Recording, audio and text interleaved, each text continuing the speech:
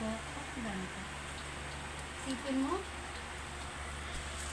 bihira ka lang makakita ng lalaki na pokpok kasi mas maraming lalaki ang magbabayad para lang may masawsawan.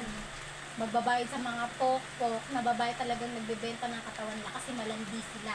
Yun ang mga customer nila. May makita ka ba babae naghahanap ng lalaki para maging ano nila? Pokpok na lalaki? Kasi mas malandi ang lalaki, totoo yun.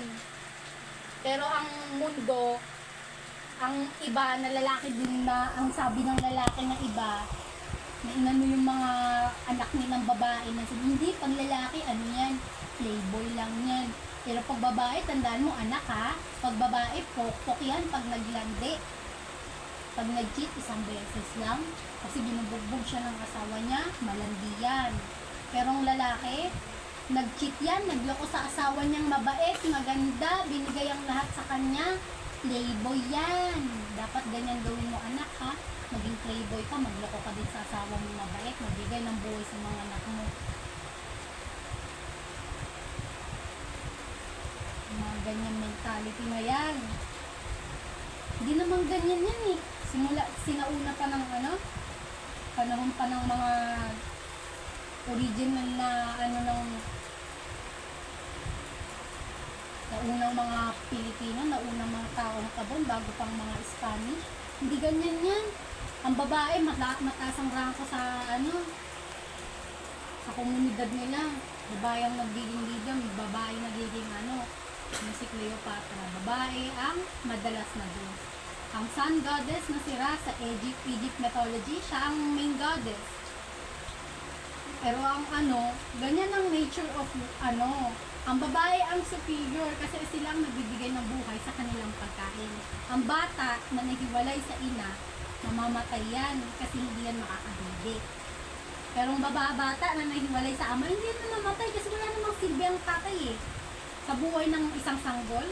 Kaya mas mataas ang ranko ng babae sa nature, sa kalikasan kasi yun naman talaga yung original.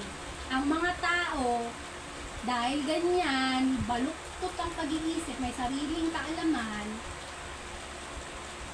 tinuro sa mga anak nila, generation by generation, na babae ang mas lesser. Sila ang mas lelat, sila ang pwede mong loko-lokohin, pwede mong patulong lang yan. Kahit na yan ang nagpalaki sa'yo, yan ang nagbuhay sa'yo, inalagaan ka, minahal ka, kahit yung tatay mo, loko-loko, tarantado, batugan, bobo, iniwan kayo, nag-asawa ng iba, pero lumaki ka pa din ng manloloko ka. Hindi ko maintindihan mga ganyang mentality ganun naman talaga kahit sa mutitigan, sa kahit na anong perspective, nakikita na sa harap-harapan ng ibang tao, babae ang mas superior. Nauna pa, bago pang mga Kastila, may mga babaylan, mga bading, may mga